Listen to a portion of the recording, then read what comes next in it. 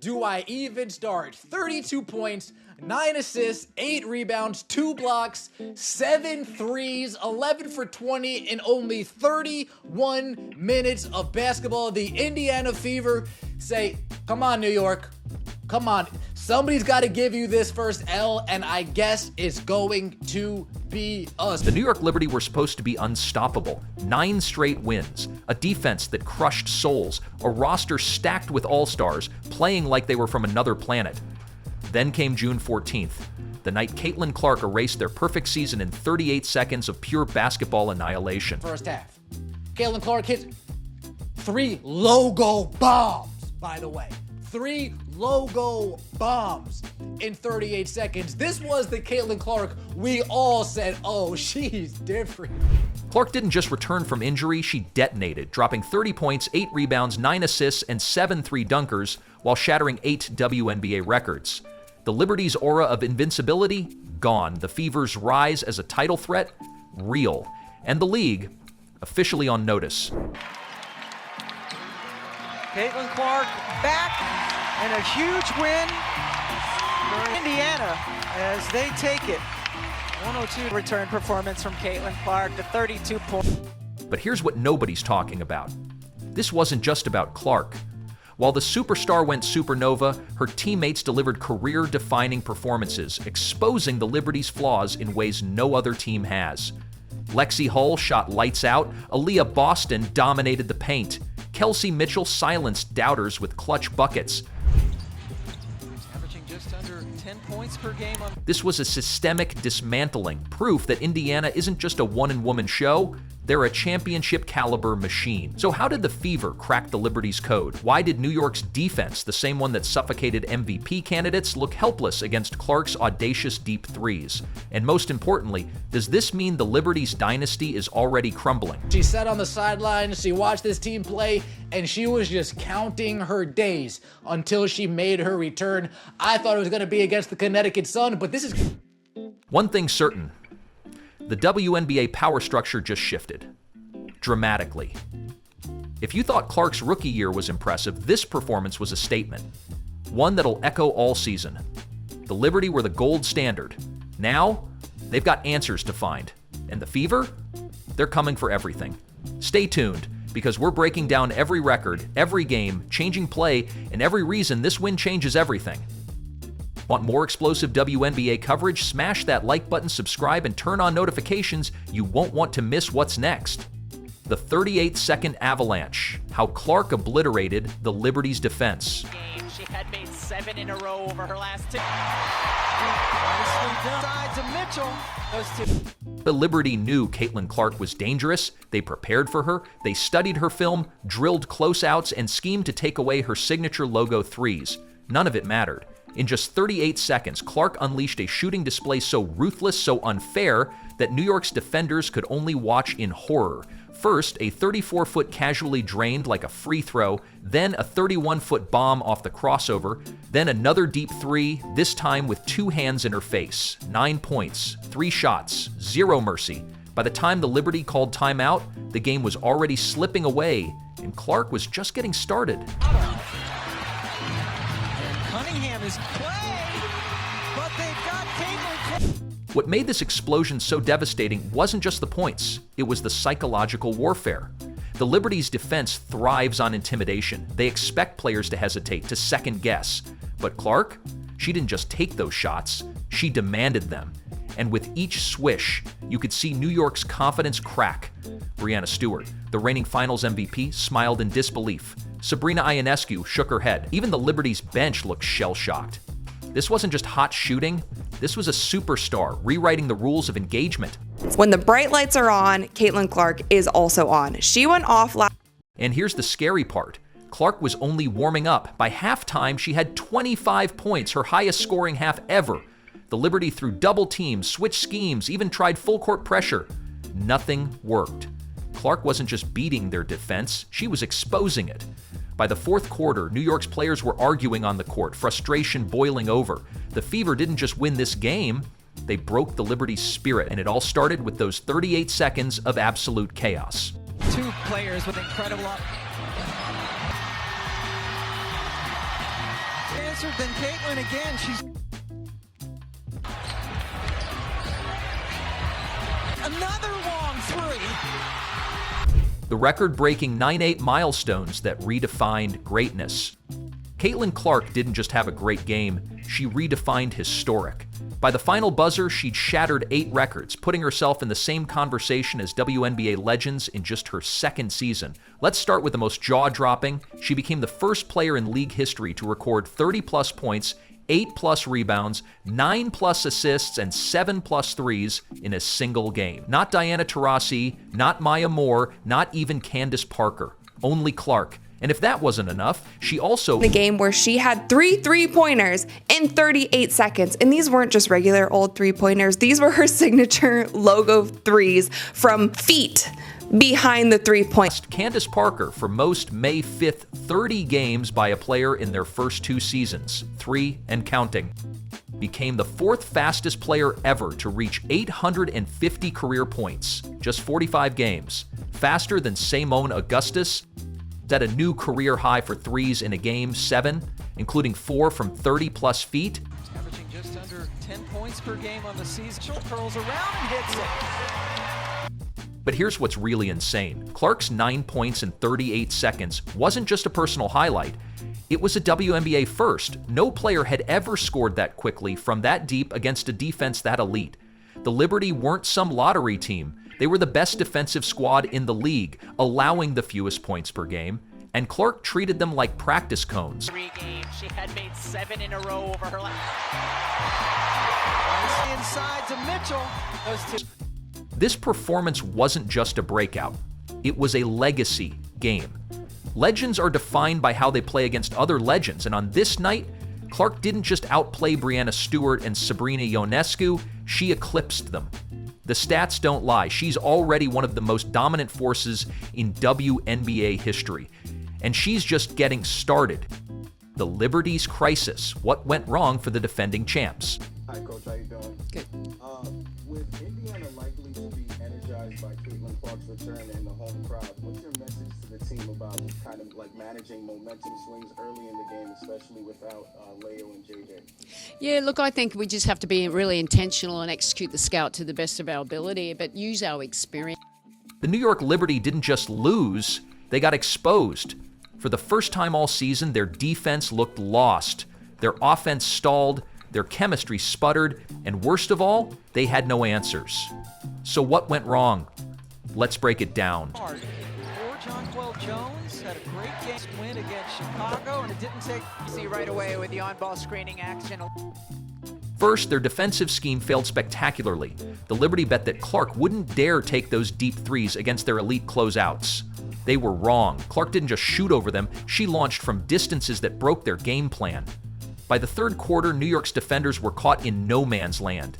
Step up and she'd blow by them. Sag off and she'd pull up from the logo. It was a lose-lose scenario and Clark exploited it mercilessly. To Stewart. Quite the pace here to start this game. Trying to catch there, who hits a dagger. Second, their offense crumbled under pressure.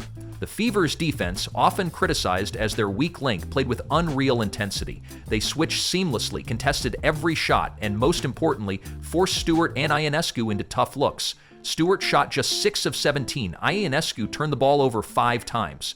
Even Jonquel Jones, usually a mismatch nightmare, was held to 12 points. The Liberty's ball movement vanished, replaced by forced ISO plays and uncharacteristic frustration. Do you guys get up more for a game like this? I mean, obviously we didn't feel like as we played the best basketball we could have played when we played them. I felt like we basically played one good quarter. I don't even think our fourth quarter was very good. Our first 2 quarters weren't very good. The third quarter was the reason we were winning the game. Excuse me, and it was impressive that we were up by 12. So yeah, I mean, I think it's another really good opportunity for us to. But the biggest issue? They underestimated the Fever. New York came in expecting another easy win. Instead, they ran into a hungry team with a superstar playing at warp speed. By the fourth quarter, the Liberty were arguing on the court, a shocking sight for a squad that prides itself on composure. This wasn't just a bad night, this was a wake-up call. And if they don't fix these flaws fast, their dynasty might end before it even begins. The supporting cast, how the Fever's role players stole the show. Left wing, the right wing, 30-plus Fever. Watch it. Oh, my goodness! Caitlin Clark's heroics dominated the headlines, but the Fever's unsung heroes delivered the knockout punch. Lexi Hull, yes, Lexi Hull, went nuclear, draining 4 of 5 from deep while locking down Sabrina Ionescu on defense. Aaliyah Boston played like a 5'11 center possessed, bullying Jonquel Jones in the paint for 18 points and 10 boards. And Kelsey Mitchell?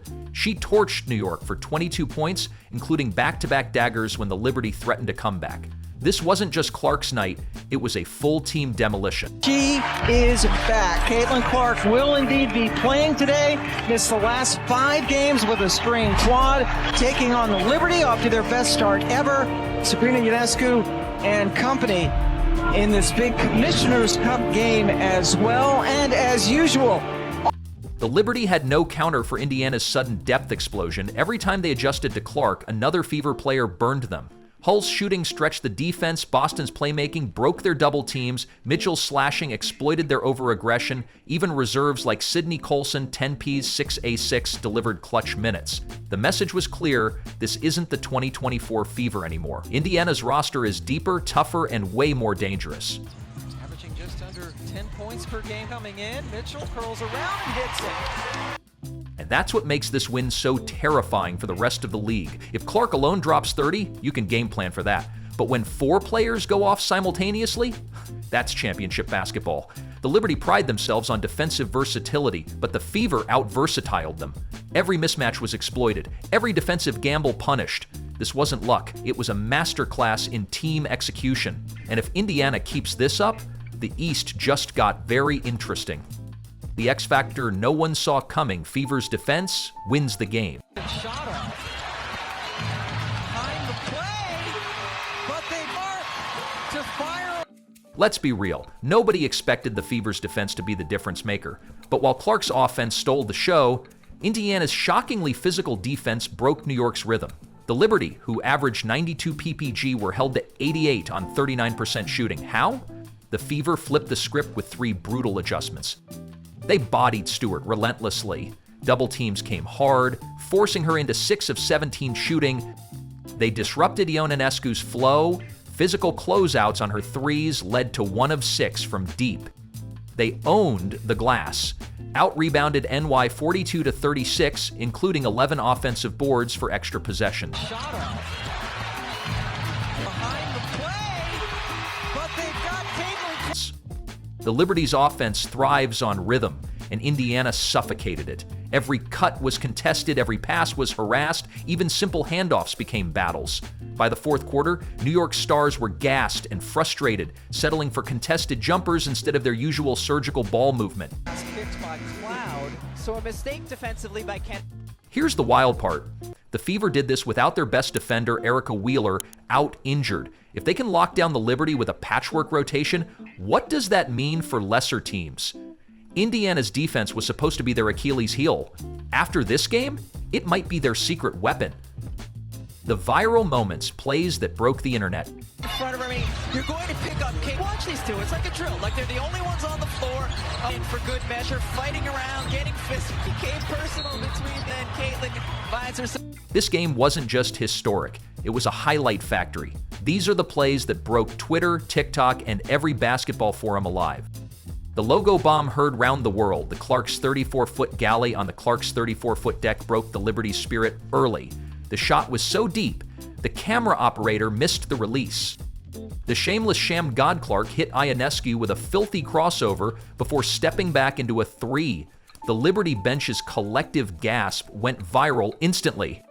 Boston's mutant block at just 6'1", Aaliyah Boston rejected 6'6". Jonquel Jones at the rim, sparking a Fever fast break. Mitchell's and-do circus shot Kelsey Mitchell flipped in a falling layup while getting fouled, then stared down the Liberty bench. The arena eruption. When Clark's 7-3 swished, Gainbridge Fieldhouse shook so hard the broadcast mics cut out briefly. Back in the league. Very emotional as they take it. Yay. Caitlin Clark to 32 points.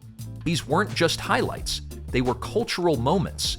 Clark's deep threes drew comparisons to Steph Curry. Boston's block had folks calling her the WNBA Draymond. Even the celebrations went viral, especially Clark's cold-blooded shrug after her 6-3.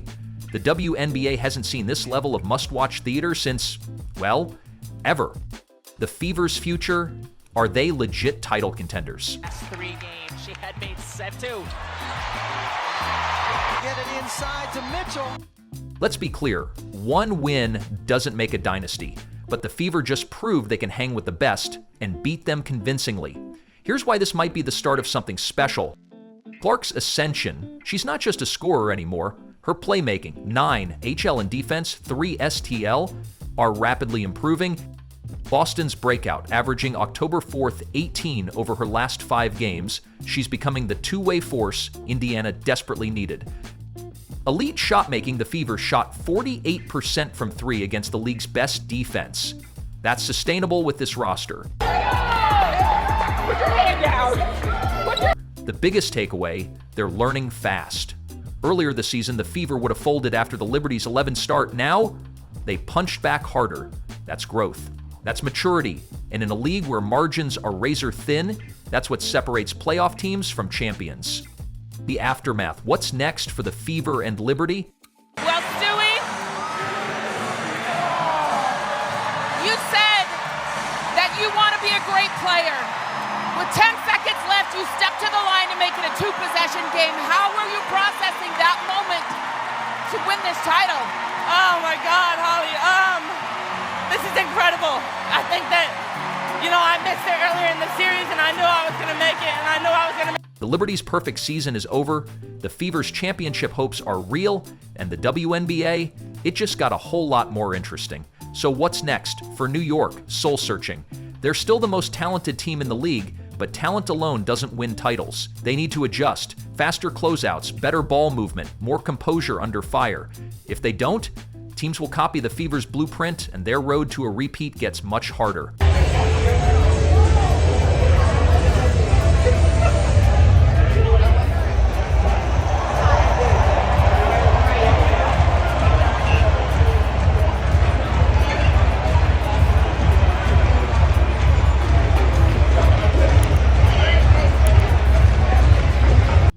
For Indiana, sky's the limit. This wasn't a fluke, it was a breakthrough. Clark proved she can dominate any defense. Her teammates proved they're more than just role players. And the Fever? They proved they're legit contenders. If they keep this up, they're not just making the playoffs, they're coming for the crown.